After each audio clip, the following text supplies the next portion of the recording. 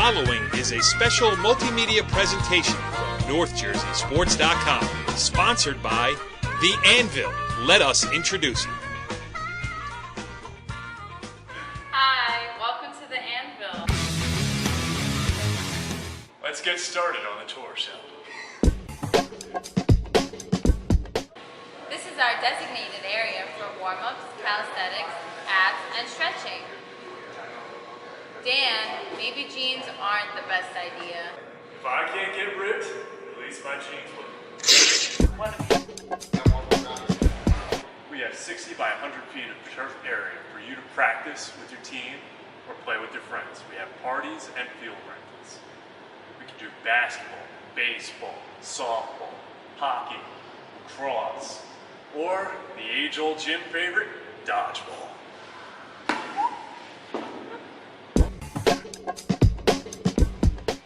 Here at The Anvil, we like to cater to all of our clients, even those who are not currently working out, especially the moms.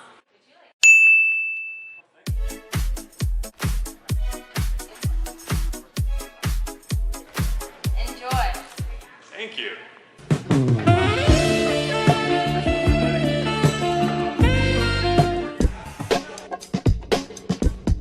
Here at The Anvil, we have the sleds to help you shred.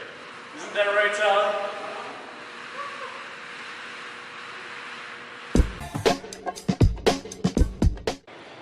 Here at The Anvil, we make dreams come true.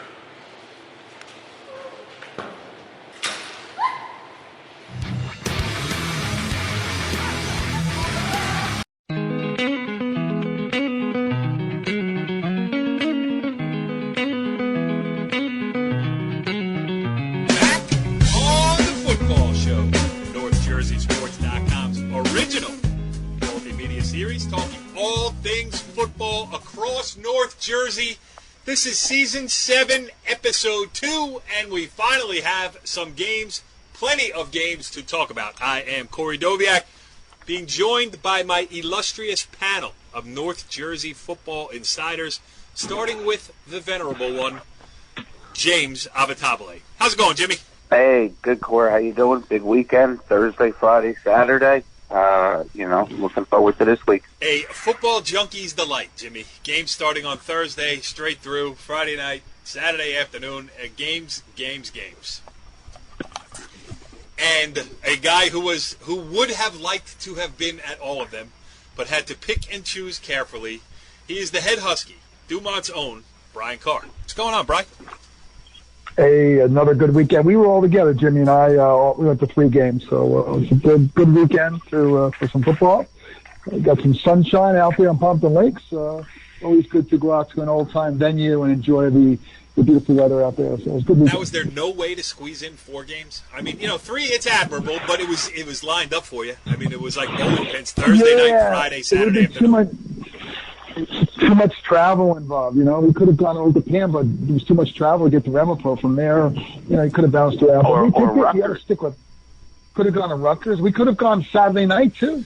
We had another opportunity. That's right. The Rutgers, Enough's enough. Sure. Enough. So we need, you got to be well balanced, well rounded. So I think I was looking at the schedule this week. I may try to squeeze in an early start. I think Riverdale's home to Parsippany Hills on Friday at 6, and then our feature game we're looking at is Ridgewood Old Pan at 7. The returning state champs against the steadily always good Old Pan team. Yes, Jimmy, did I hear that correctly? Did Brian Carr just say enough is enough? Yeah, trying to pace himself early. You don't want to He burn doesn't know out. what that means. But I got to save myself for the big weekend at the end of the year. Big 2 weekend. Well, you get the hotel room, you'll be good. Right. All right, we got a good show for you tonight here. And as we said, the boys were out on Thursday night. Cresskill against Hasbrouck Heights, first public school game of the year. First local public school game of the year on Thursday night. And just like that, the outlook of the season changed. I mean, Hasbrouck Heights has been the dominant program on the Group 1 level for the last few years. They took, I think it was an early lead even. We'll get it deeper into the specifics. And then Cresskill zoomed by on the way to a 35-14 victory on an emotional night in Cresskill They had the stage all to themselves, and they really made a statement. So we are going to talk to Cresskill head coach Kevin Quinn. He will be the guest on this edition of the football show. I am looking forward to that. We also have some audio that Brian Carr got from Aiden Fulner, the quarterback of the Cresskill High School football team. We'll play that as well. We will talk about, I was at Old Tappan Northern Highlands on Friday night. I can speak about that. We'll go around North Jersey. We'll talk the other participants, the other places that you guys were. New Milford's win over Pompton Lakes, Ramapo's win over Sparta. And Jimmy, I guess what we learned on week 1 is never say that Ramapo is back. Is that correct? Yeah, Brian and I were talking about the third quarter when they exploded against Sparta, and we said, you know what, they're back again. I mean, they're back at the top, and Brian posted it as a positive thing, and I guess some of the Ramapo people weren't very happy with that, saying, we didn't go away, but they're certainly going to have another very good team up in Brian, were you trolled on social media for saying that Ramapo is back? How dare you? How dare you say something? Yeah, how dare you? How dare you? Yeah. Well, when you lose some of your key players, like probably the All-State everything, right. AJ Winfield, when you lose some of the best players in the state, you got to reload. It's a new season, new team. It's really a new team. Every year is a new team. So, but yeah, we don't want to pick on them. They have a good team, a good tradition. Coach Gibbs does a great job. So it's just fun. It's good to see them back, And we're looking forward to some games down the road when they're going to take on Riverdale. That should be another exciting game. He just said it's good to see them back. But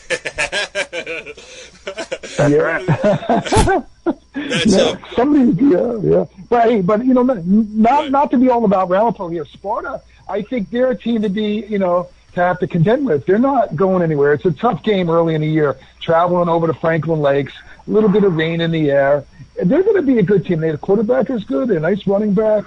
So I said that too. Sparta's going to be they may see him again later in the year in the playoffs because Sparta traditionally new field up there in Sparta. We were talking about that earlier.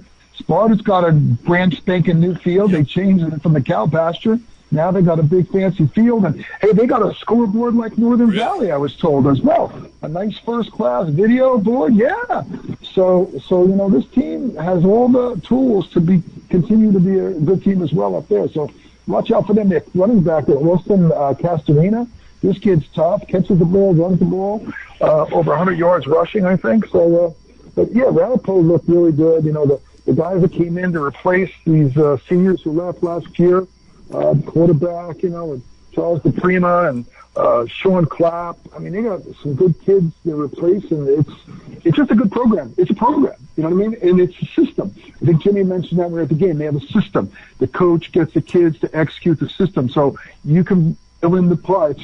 New parts come into the system, and they execute. And they don't turn over the ball. I think that's the big key. They bend but don't break. Their offense is, steady. And they don't make mistakes, but they take advantage of the other team. I mean, the big play, as Jimmy said, was the bad snap by Sparta. Ramapo was up by one score. Bad snap. They get the ball on the 8-yard line of Sparta. They score, and that was it. And then from there, it's just all downhill. They bend a little bit and turn it around. The next drive, they let Sparta drive down the field to their own 12, stop them. They turn the ball. They get the ball back. 2 plays later, they're back inside the 10 with Sparta. So it's they were going downhill all the time, the whole night, downhill into the end zone. But, close to halftime. Charles DePrima, the new quarterback, I haven't seen Ramapo play yet this year. I don't know the kid personally, but I do know the dad, Chuck DePrima, the longtime official, basketball official here in North Jersey. He's a really good guy. He's one of my favorites to see at basketball games. So happy to see that his son's doing well. And you did do a good job of saving yourself, Bri, by, you spoke so highly of the Green Raiders after having the nerve to say that they were back. But I just want to, if you did offend anybody on the show here tonight, I just want to let people know where they can get in touch with you. If you need to complain about Brian Carr, you can send it care of the girls soccer coach at Livingston High School, Brian Carr. Right? There's another Brian Carr. Right. We can send the hate mail to Brian Carr, Livingston girls soccer coach. All right, so it's all love. It's all good. No, we were just talking here. So I was going to save that game for later, but you just did a good breakdown, and Jimmy, we'll give you a chance to expand on it later. But why don't we move into our featured guest? That was the first game played. We should start there anyway. So without further ado, let's welcome in the guest this week on this edition of the Football Show. Joining us on the Anvil Performance Hotline is the head coach of the Cresskill Cougars. He is Kevin Quinn. Coach, thanks for joining us here on the Football Show. All right, gentlemen, well, let's welcome in our special guest this week on episode 2 this season of the Football Show here. A guy whose team turned the whole season on its head from day one of the season. He is Cresskill head coach Kevin Quinn, and he joins us on the Anvil Hotline. Coach, thanks for joining us here on the Football Show.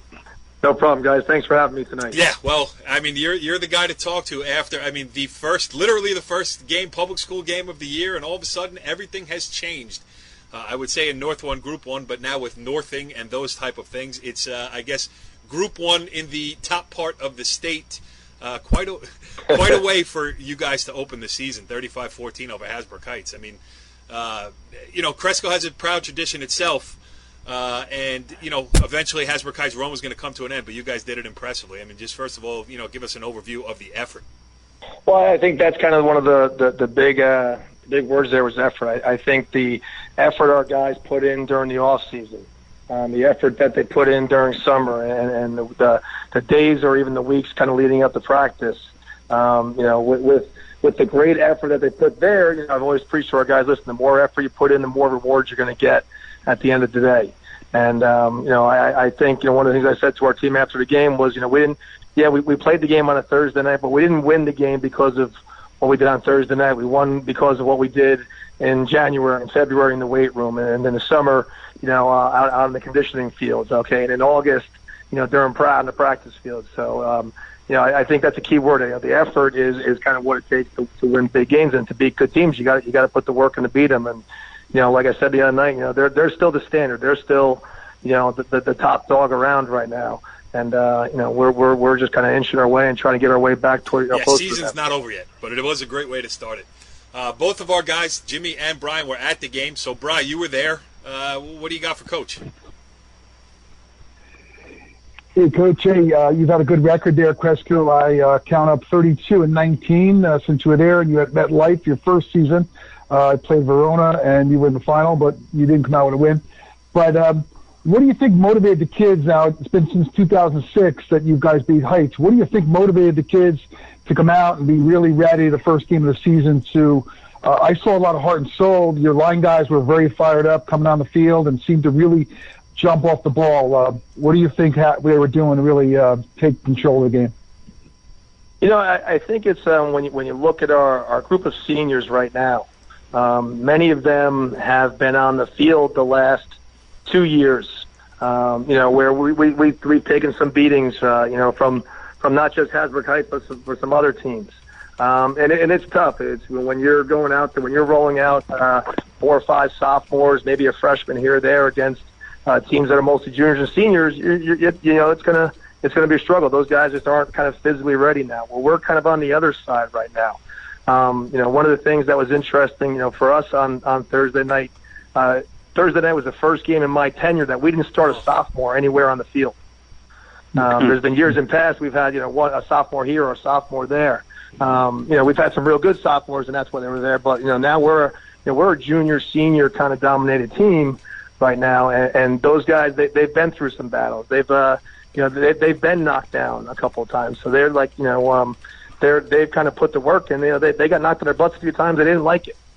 So they kind of came out and said, hey, listen, we got to throw the first punch this time. We got, if someone does, throw and gets us knocked down, hey, we got to get up right away. So they've been through a bunch of the battles already. And when, like I said, when they went up 7-0 the other day or up 14-7, our guys were able to respond a lot better because they've been through those battles. They've been kind of, punched in the face before and they've gotten back up. Good point to all of them. Go ahead, Jimmy. Yeah, Coach, we walked in when you guys were in pregame. We got there about an hour before the game, and I remember turning to Brian and after watching your line and just the maturity of your kids. You mentioned playing a lot of sophomores. 2 years ago, and juniors this year. But the physicality that you showed, I mean, you had some physical kids, mature bodies, and that was what jumped off the page at me in that game. I mean, obviously, Hasbrouck Heights, it was 14-14 at halftime, but the way the game was going, you could just tell that you guys were the more physical football team. Yeah, and I definitely noticed that. I mean, that's one thing I've kind of noticed, and teams that we've gone to scrimmage against or do some summer workouts with, they noticed how, like you said, how more physically mature, our guys are kind of, especially up front. And with that, one of the key things I was talking to our coach before, like say on the defensive side, we played 18 guys on the defensive side of the ball the other night. That's a good number. And that's a number. That's a number for us. Yeah, we rotated 7 guys in our front 4. 4 linebackers, rotated 6 guys, in the back secondary. So we were playing a lot of kids. And listen, I've always seen that first game of the year. You always see some guys getting cramped up and tired. I mean, that's always going to happen. There's nothing really we can do to prepare for that. That battle of 4 quarters. But we were able to bring some guys in, and we're not. Or even at all in some places, bringing that next guy in or those next 2 guys in, I think it helped keep us a little fresh. I think when the second half came around, I think some of our guys were just a little fresher after, getting that's a big thing for us, for getting a guy a break here or a break there. I mean, we're still kind of Ironman football where most of our guys are playing both ways, but if you can, if you got 3 guys for 2 spots, and a guy can get a break every now and then. When you get down to that fourth quarter, you get down to like that late, that late drive, and you can get a guy a rest here or a rest there. That's big at any level, and for us, it's huge because those 11 guys that are playing defense are probably on your kickoff cover team or your punt team, so there's not much opportunity for those guys to go up the field. Coach, I know you're on a tight schedule, so one more for me, though, and talking just about the tradition of Cresskill. It makes me, we've talked about it, too. It makes me want to throw up. I'm Pal Park, and, I have some cleat marks still in the chest from playing on that field over there. But, the track was named for Rich Miller before the game. Well-deserved honor for a really good dude. A guy who's been a long-time fixture in Cresskill. Great sports tradition, great Group 1 sports tradition, not just in football, but especially in football around Cresskill. I mean, how much did that play into it, the emotion of the night for your kids going up against Heights on opening night and all that hoopla that went with it? And how much do you bring back guys from the past who, were a part of great Cresskill teams year after year after year under Bob Valley? What do you do just to connect the past with the present? Well, I think one of the things that, I know it's in our town, and I'm sure it's in a lot of places, but, when I look at my roster of the 50 guys that I have 9 through 12, more than half of them either had their father played here, and uncle, a lot of them, or their mom went to school here. So, most of our players, their families have kind of been through, the Cresskill sports programs, or they've had older brothers or cousins. So, I don't have to bring guys in. When our guys go home and it's Heights week, they hear it from dad, or they get a phone call from their uncle, and talking about what it was like in the 70s or in the 80s, or into the 90s at that point. So it's kind of something that, and it's a little different now with the kind of change in schedules. Like we're a Meadowlands division team in football, but we might be a Patriot team in something else. So it's, back when you and I were in school, Corey, yes. we saw the same teams every season, and there was definitely I think the rivalries were much more heated back then, because you saw, the kids you saw in the fall, you saw them in the winter, and you saw them in the spring, every year. Whereas now you don't see them as much. So I know, for us, for us in Hasbrouck Heights, we've had some great battles in football. I know I'm an assistant track coach. I've been coaching with Rich Miller for 20 years. They're one of the best programs there. So it's, there's definitely that rivalry with people that want to compete, at a high level. And they're a great program for what, just forget what they've done over the past 30, 40 years, what they've done in the last 3 years. That's kind of, that's what teams dream about having the success that they've had. Yes, I hated Cresskill in the fall. I hated them in the winter, and I hated them in the spring. But now I like them, Coach, because you were a great addition here to this edition of the football show on NorthJerseySports.com. Congratulations on the first victory of the season. season's not over yet, but it's a great statement win. Great way to start, and good luck the rest of the way. And I'm sure with the way your kids are playing, we'll be catching up with you often. Appreciate it, guys. Thanks for having me. All right, good stuff there, as expected, with Cresskill head coach Kevin Quinn. And just to finish up with that game a little bit, Bry, you caught up with Cresskill quarterback Aiden Fulner after the game. He had to be pumped up, huh? Yeah, he looked really good. I mean, he could throw, he could move on the run throw. He'd be throwing against his body and throwing completions. The kid in running, he really led the offense there. Let's not forget his partner in crime, Mr. Coffey, the running back. Coffey had about 100 yards for him. So Aiden and Tim Coffey were just dynamite. Aiden had about 144 yards, 4 TDs. He was 8 passes for 108 yards, and Coffey ran for 107. So those two guys, we talked with Coach, the line, he'll talk about it too. Aiden says it's the line. The line, we saw a lot of grit and determination. Those guys were ready to play, and I think they wanted to put it in the back of their mind about their losses. They've lost, the last 6 in a row as they've been in the same division, and the last time they beat them was in 2006. And the last few, by the way, I looked, they were not that close. About earlier when Coach Quinn got involved, they were close. I think it was 14-13 and 21-14. And in the last few years, it's been a little bit of a spread. So some of these kids probably remember that. And Aiden happened to play when he was a sophomore, played in the last time they played at home against Heights. So maybe he remembered that. Yeah, Jimmy, I do remember. Well, you know what?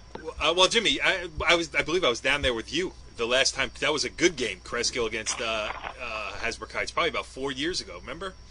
A good game that was played there. So that was probably the last time they were close. Anyway, Brian Carr caught up with Aiden Fulner, and here's what he had to say after the game.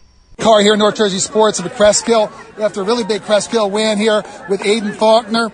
Talk about the game, big game here for you guys. We were working real hard this whole offseason. They've got a great program, as we saw in the past 3 years, but we had a great game plan. We knew we were going to win if our line, and they did a hell of a job. So it was awesome. Everything worked out perfectly. Yeah, you guys seem to be between the tackles, and then offside too, but between the tackles, you guys seem to really be a little tougher. We're able to run it, and then that opens up the outsides, and the receivers did a great job coming back to the ball, so everything opens up perfectly. Yeah, you all around, I don't know the stats, but I know you had 4 touchdowns, running, passing. You seem to really have a good game. Tim Coffey brought us down the field every time, so it was really him. He deserves all the credit. So, I'm just happy that we won, Coach Quinn. Talk about your line, your offensive line. What did they do for you? Some of the guys there. They're a bunch of returning guys, and they work their ass off every practice. So it was all them. Without them, it would be nothing. So they protected me tonight, and could have asked more from them. Yeah. All right. Well, good luck. Thanks a lot. Good meeting you, Aiden. Take care. Be well. All right, good stuff there, Bry, with Aiden Fulner. And now let's turn to the other side of it. Jimmy, Hasbrook Heights, something they going to have to get used to here. Well, maybe they won't want to get used to it here. But a regular season loss inside the conference is something that hasn't happened to the Aviators in a while. They're going to have to find a way to just, pick up and move on here. What's the message from the Hasbrook Heights side? Well, it's funny. They become the victim of their own success. 15 wins in a row coming in, 3 consecutive state championships. Life without Josiah Purdy. It started the other day, and not only did they lose him, they lost a bunch of solid linemen, and they're trying to put the pieces together. They tried to go one way with most of their players, Spencer Lee, their center, a couple other guys, and I think what was exposed was the fact of those kids have to play on defense, and I think that's the move that'll be made. Sometimes a loss, you learn a lot more in a loss than you do in a win, and I would expect them to bounce back. Ultimately, their defense, which has been tremendous historically, did not play well the other night. They were out physical. They didn't tackle. They didn't cover people in the secondary, and it was a little bit of an eye-opener. I remember one of the Hasbrook Heights coaches saying on the sideline to the rest of the coaches, we have some problems right now, and we have to find answers to it. But, if you're going to bet on a staff to find the answers, it'll be Hasbrook Heights. I expect them to get better as the season goes on and, make a run when it matters. Well, never won. You know, he doesn't lose many games. He wins a lot more than he loses, and never one to back away from an interview, even after a tough loss. Nick Del Calzo answered the questions in this interview with Brian Carr after the game. Here it is. Brian Carr here, North Jersey Sports here at Crestkill Heights with Nick Del Calzo. Tough game. They've been on the top of the hill, as they said. Been a long time. 3 straight championships. Kind of got somebody brought us to reality here, right? Well, yeah, you know, we have a lot of new players and we got a lot of new things we got to do. So I take my hat off to them. I thought they played us hard. You know, we had a lot of tough situations. We had a lot of third and long, and that really hurt us. You know, I think that when it came down to this, and I thought they stuck it to us a little bit. You know. Seemed to be a little bit tougher. A little bit. Maybe today they were. Yeah, today. Yeah. So what do we got to do from here? What's next? I'll tell you Saddlebrook next week. Yeah, what we got to do now is, you know, go back and evaluate ourselves and make ourselves better. That's what it's about. The success is here. You've won a lot. Yeah, but you got to make ourselves better. That's all. Every week. All right, we'll see you next time. Thanks, Nick. Good luck, all right? See you later. Okay, that's Hasbrook Heights. That's Crestkill. That game is in the books here. We touched on Ramapo Sparta. Brian gave us a pretty good synopsis. 41-14 final score after the game was tied. 14-14 at the half. Jimmy, I'm just curious. Anything you want to add? You know, just how impressive Sparta is, too. I mean, Sparta is going to make noise. I wouldn't be surprised if they don't lose another regular season game. I mean, they have talented. I think the turning point in my eye, coming out of the third quarter, Ramapo scores to make it a 21-14 lead, and Sparta has the ball 4th and 1 on their 44-yard line. And there's an opportunity to send a message to Ramapo that, hey, we're going to go for it. You know, we have confidence we're going to do it. And again, I'm not knocking coaches. You know, being a coach a long time, I know that this, you know, what takes part in decisions. But I felt at that point that it could have been a message that, hey, we're here to win. Sure enough, they go to punt. The ball snapped over the punter's head. And, you know, Ramapo had the ball inside the 10-yard line and scored, and it just seemed from that moment the wheels came off the bus. But, you know, as far as Ramapo is concerned, you know, I think Brian hit it on the head. Yep. They are a true program. You know, they just reload year in, year out, a tremendous system. The kids buy into it. And the thing that really struck me, you know, the last 7 or 8 minutes of the game was when Ramapo put the JV in, the JV defense. And I'll tell you what, they didn't miss a beat either. You could tell these kids are coached. They line up correctly. They do the right things. And that's a credit to Coach Gibbs and his staff. Absolutely. I mean, they just, you know, the tradition of Ramapo, it's no coincidence. I mean, I've talked about this a zillion times. We all talk about, you know, we're talking about Nick Del Calzo. We're talking about Drew Gibbs. We're talking about Brian Dunn. We're talking about, you know, DJ Nymphius. I don't want to leave any of them out. The ones that we see every year at the Meadowlands, you know? It's no coincidence. It's not just like, well, you know, Riverdale always has great players, so they're going to be at the Meadowlands. No, they're programs. They plug kids in. They play to, you know, whatever it might be, the strength of any particular team. They play to those strengths. They change their offenses. They change their defenses to fit their personnel. Those, you know, there's a lot of work. It takes a lot of work to make it look like you don't put in a lot of work. And these guys, they do it. So, you know. Ramapo, all those teams that I just mentioned, they don't reload. They just continue on. I mean, it's Jeff Jasper in basketball calls it the long gold line, right? And that's what it is at Ramapo. It's the long green line. It's the long Vegas gold line at Old Tappan or wherever else you want to be. So that was the game that I was at on Friday night. Was Old Tappan against Northern Highlands, and it was a good game. You know, here's the thing, just to illustrate my point. Northern Valley Old Tappan, the last 3 years, right? When the last time they won a state sectional title was with Nick McNerney as the quarterback. He was only a starter for 1 year, his senior year. He went through the whole year without throwing an interception. Unbelievable, right?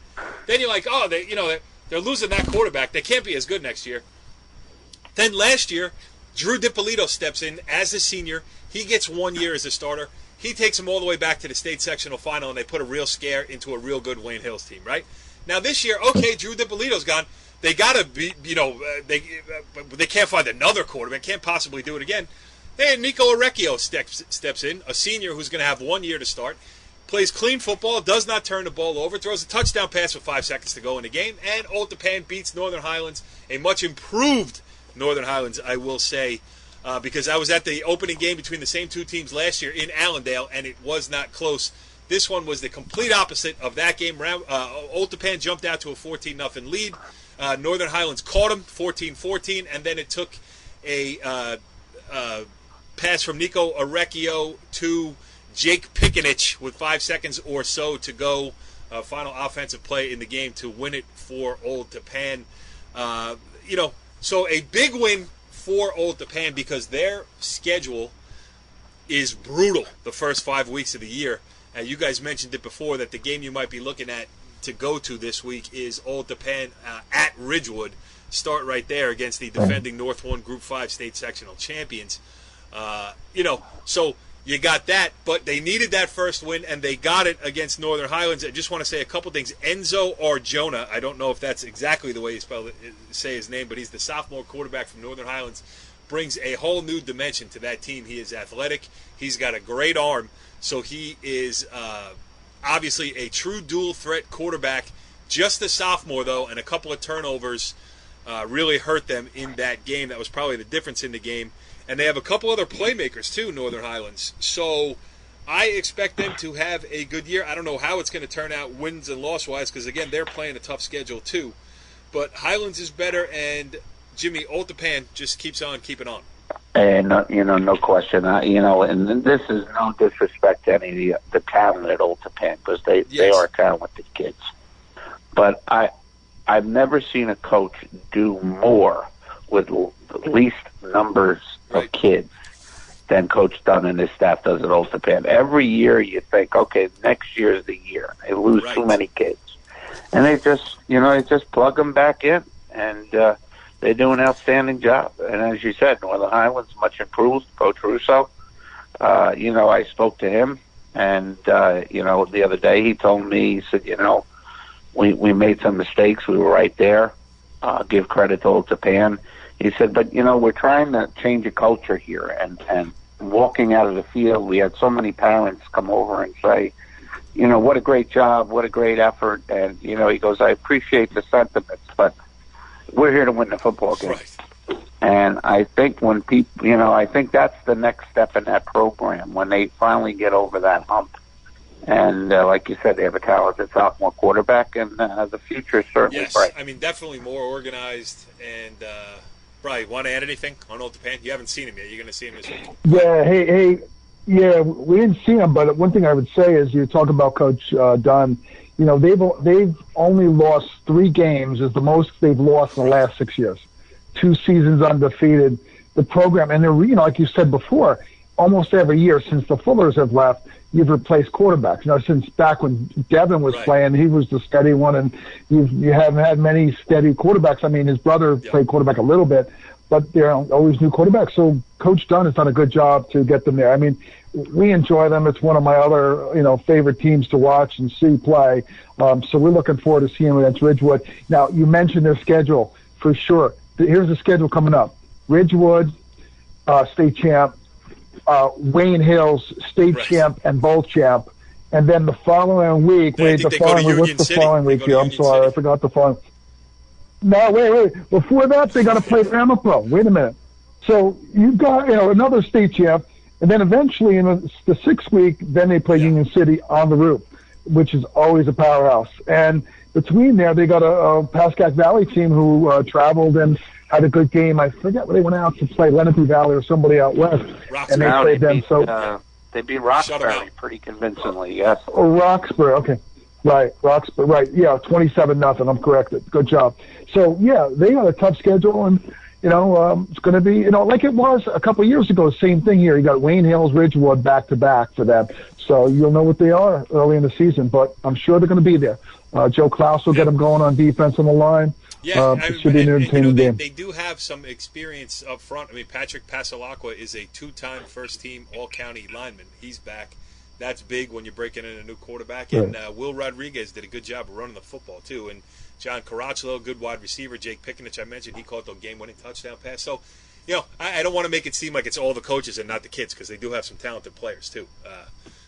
And they have a great manager in Hope Kate Noviak, who does a good job. She keeps the water the water bottles filled to capacity at all times. All right, let's move it on. All right, so that was Friday. That's where you were and where I were on Friday night. But Jimmy, why don't we go around? Anything else you want to? We'll get to Brian Carr got an interview with Billy Wild. That's from the New Milford head coach, and Donald Coxum, who is the running back for New Milford as well. They beat Pompton, but that was on Saturday. How about other thoughts from Friday night, looking around games that we should have taken note of? First game, Riverdale at Westwood. Westwood jumped out 7-0. From then on, Riverdale did a great job. They wound up beating Westwood 24-7. A tough opener for both teams. When you're playing that type of class week one. Westwood, has better size than they had the last 2 years. I think that's been their weakness on their lines a little bit. They've had some good skill kids. They do take on Brian's. No way they're winning that this one. Week, but I would. No. I would expect Westwood to have a very, very good year. And as for Riverdale, right. New Year, same song. I mean, it's a machine. It really is. Anything else from Friday night stick out? One of the ones from Friday night there, you've got Park Ridge playing without their star quarterback. Vinny Pinto. Anthony Pinto was out with a knee, be out for a few weeks, and the team, it's probably a good thing for that team because they went out and rolled over Woodbridge without their star player there. Yeah. So it's a good sign for them.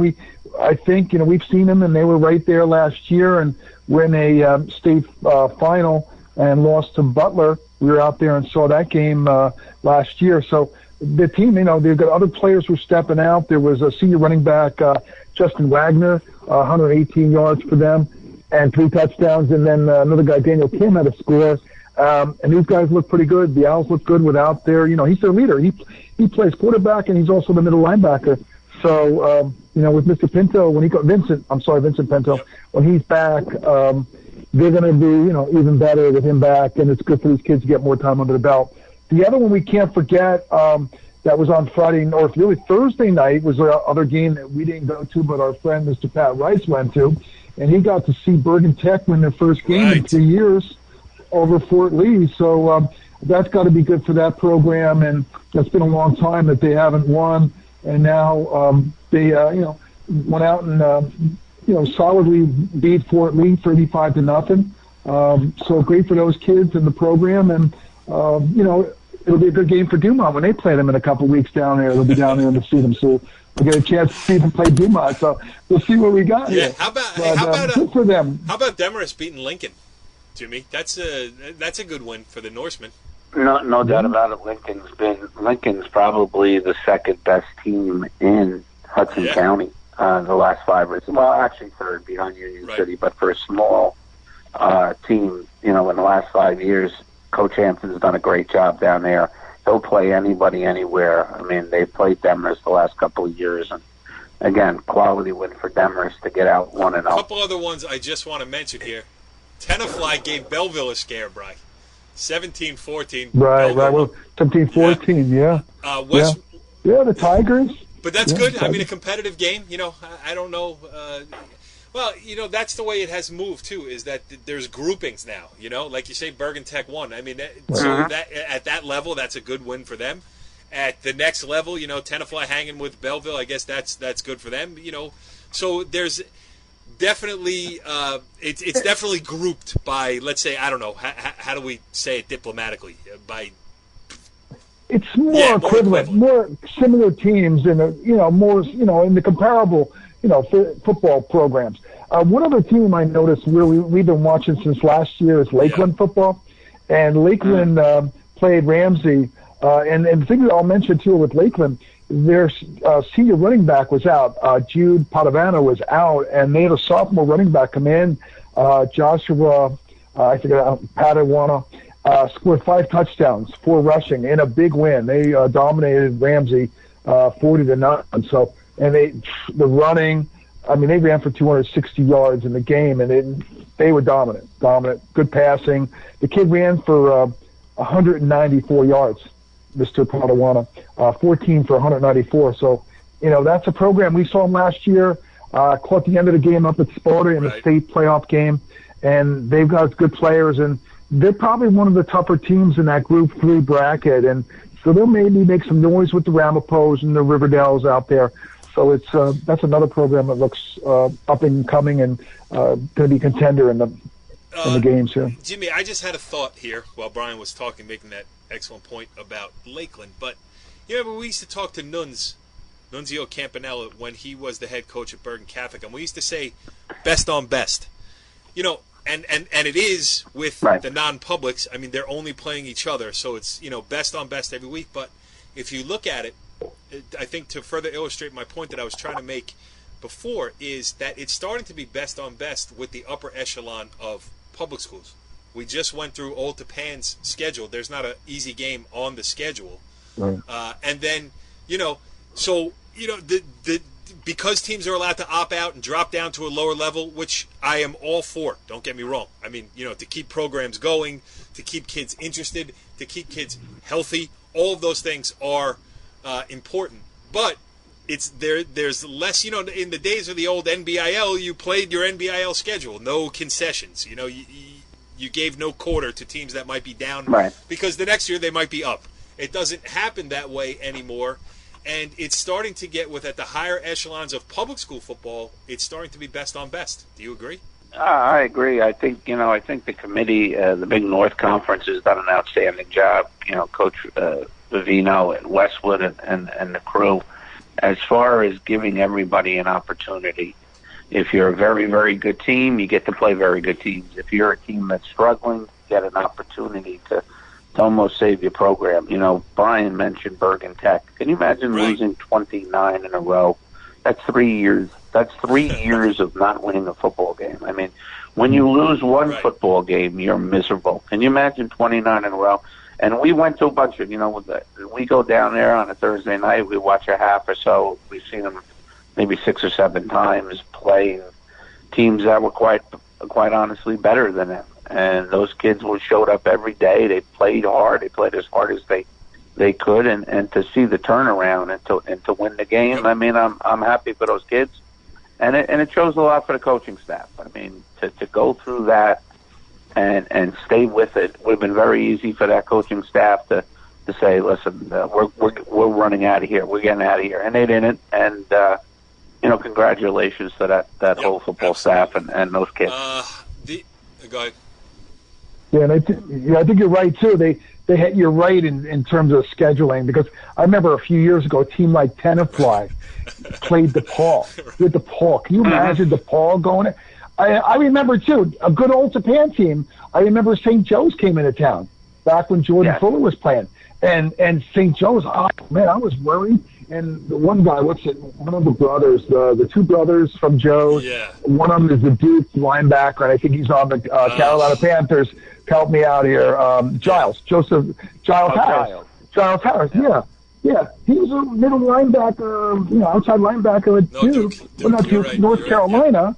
And then, Duke, yeah. Yeah, he was at Duke. And I was afraid for the Old Japan kids because, the Old Japan kids are good, but still, these guys are really good. Right there, you've got Park Ridge. It's better, I think, that they keep them away. The big guys play the big guys. The Catholics play Catholics, and get these Tenaflies. They're going to have a good schedule. Yeah. They play in smaller schools. They'll build the program, get success. Because I remember 2007, 6. Tenafly was really good. They would win the league. Sobo, the kid John. They had the John Sobo. Was a good quarterback. And they had Taboo Lovelace, yes. Who went to Lovelace. They had a lot of the Bruno brothers. Sam's kids. They had a lot of kids there. So Tenafly was good. It's down now. You're different. The people in town. You're getting a little different in the social. The different demographics.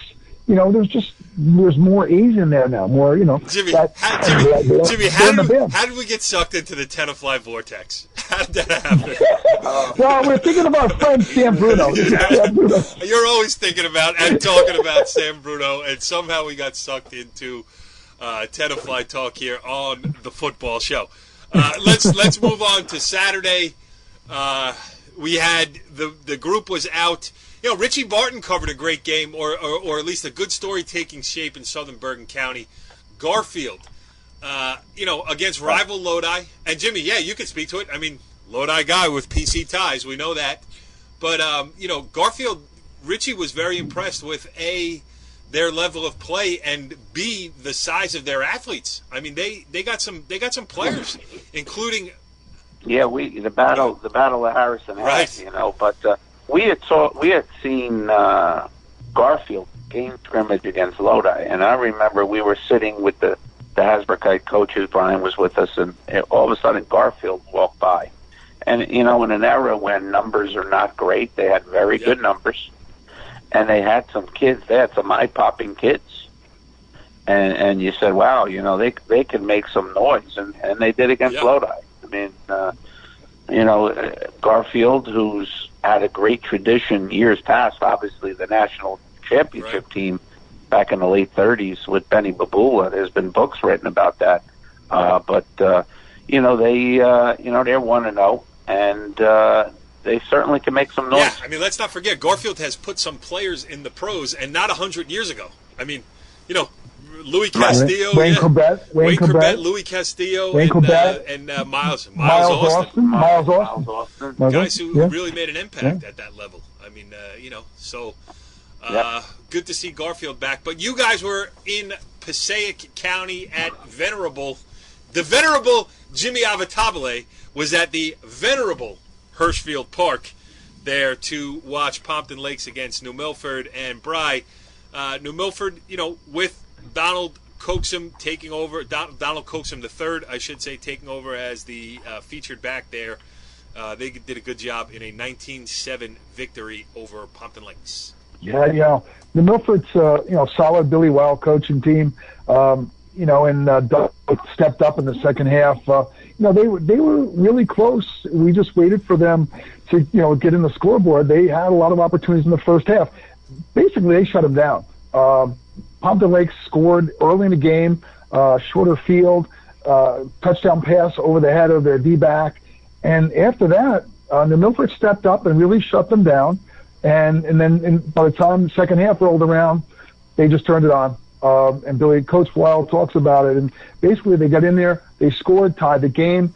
And, the Donald Coaxum juggernaut just took off. He took off for 200 yards rushing. And really, he was just cutting through. Guys weren't tackling. It was like you thought he was down, and all of a sudden he comes out the backside and he's gone.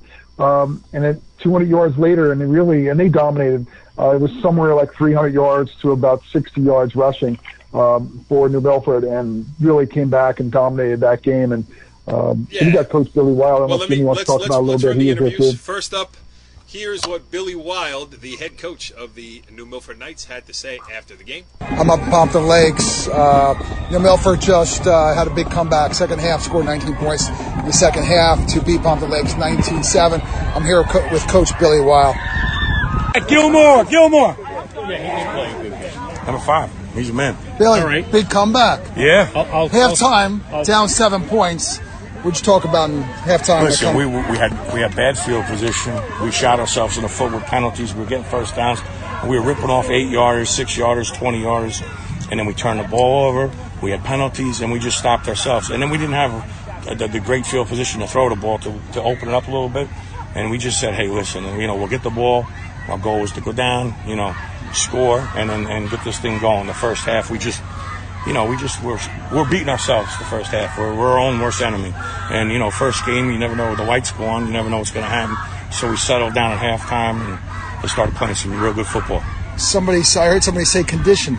Some of your kids were conditioned and ready for the second half. So you had to come out. We worked hard over the summer. These kids really busted their tail, and they paid the price. We got the Parisi Speed School. Brandon Woods came over and worked with us and pushed these kids hard, and it showed today. You could see we didn't have anybody going down, and it really helped. Yeah, the defense seemed to shut them down. Yeah. After they scored in the first quarter, Yeah. they really didn't see the them. one big pass in the beginning quarters. We were in a great man-to-man, just a perfect throw and catch, and then they got the kickoff. We jumped off. So the kids were so jacked up, little sophomores. So it was about the field position in the first half, and then we settled. But after that, they didn't do anything. But we were shooting ourselves in the foot there. And then once we got going, I think everything was a little bit better. So the offense really stepped up in the second half. Yeah. Running game especially. Yeah. Running. A Talk about the running game. What'd you guys do in the second half to kind of step up? We thought that they were really. I mean, Tyler Picnic is a big-time player, and the whole defense is slanting towards him, moving on. I mean, they had two guys on him, and they were going to take him away. And they did a great job. Scotty's got a lot of rings. They do a great job over there. So we had to get away from him. Yeah. And then that's what we tried to do there, second half. Talk about your running back. He got that one big run down the left sideline here. That really made a difference. Helped you score the first touchdown to tie the game. Well, he's been having a great preseason, and we thought that, he would be explosive. And then we got the two backs. The other kid came in, Sean Massapiero, little change-up, and he had fresh legs off the bench, and we had a little 1-2 punch going there. All right, Bri, good stuff there with Billy Wild. Jimmy, any last thoughts about that game? Yeah, it's always fun. One of my favorite places to go, Pompton Lakes. We've talked about it numerous times. It's like walking into a Norman Rockwell picture from the 50s. It's primitive, but it's a great environment. If you have an opportunity to go there once, just take a look. But as far as New Milford, Coach Wild's done a tremendous job since he took over. I mean, a long-time assistant at Hackensack High School, and he's had one of the most consistent Group 1 teams since he's taken there. I mean, he hasn't been able to capture that state championship, but he continues to knock on the door every year. This year, it'll be no difference. A big physical football team. They love to run the football. That's what you're going to get, and you have to stop the running game. And Pompton Lakes just could not do that in the second half.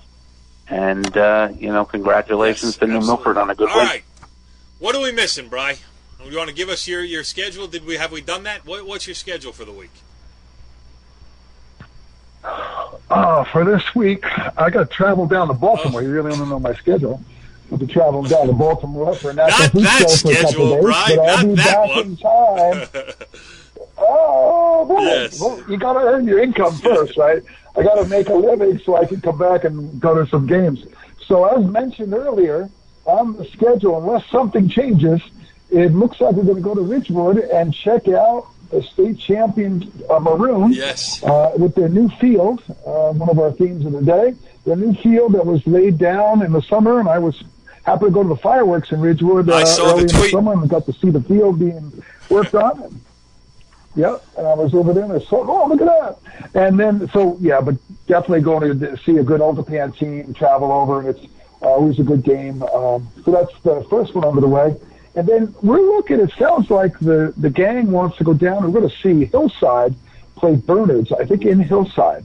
So we're looking to do a little travel once in a while. We've seen, Pat and I saw Hillside a few years ago, the Comets, and they were a state championship team a couple of years ago, and very competitive last year. They lost at MetLife this year, or last year, I'm sorry. They lost at MetLife in the bowl game. So a good Hillside Comet under Park Ridge. What's the coach's name there, Jimmy? His brother now moved over to West Orange. Help me out there. Grant. Coach Grant. Coach Grant, yeah. A good coach who went to West Orange, by the way, and they just beat a very good Montclair team down at Rutgers pretty handily. So, it looks like we're down the hillside, see some Central Jersey football. Jimmy, you? Same thing? We'll go to that. We'll go to Ridgewood, Old Tapan, and then, hopefully the game that Brian mentioned on Saturday. But let's not forget Saturday night. And I know Brian can't go because he's going to go to you believe he's going to a concert on Saturday night. But you have a big traditional Wayne Hills, Wayne Valley. At Wayne Valley, 6:30 on Saturday night, which will be a big-time atmosphere as it always is. Yep. And I'm looking forward to that. That sounds good. The last thing I have to mention is, we didn't get into any of the non-publics, but there's some big games this week, so I'm sure we'll be talking about those next week on next week's show. But I do have to mention that Don Bosco Prep, and I've said it last week, rooting for Dan Sabella, one of my favorite people. I got nothing but respect for the way that guy builds a program, and he's going to do it at Bosco. It's going to happen. Unfortunately, it did not come soon enough for the NorthJerseySports.com gang. As I mentioned on last week's show, I had a bet with my cousin Tim, who was a graduate of Gonzaga High School in Washington, D.C. I had a T-shirt bet with him, so I put it in the mail this morning, a NorthJerseySports.com dry fit, sponsored by Fat Daddy Fresh Brew T-shirt in the mail. Cost me one for Don Bosco. So Dan Sabella, if you're listening, if you could hook me up with a Bosco T-shirt to replace the one I just lost, it would be much appreciated. We'll see you next week on the Football Show. Follow the leader.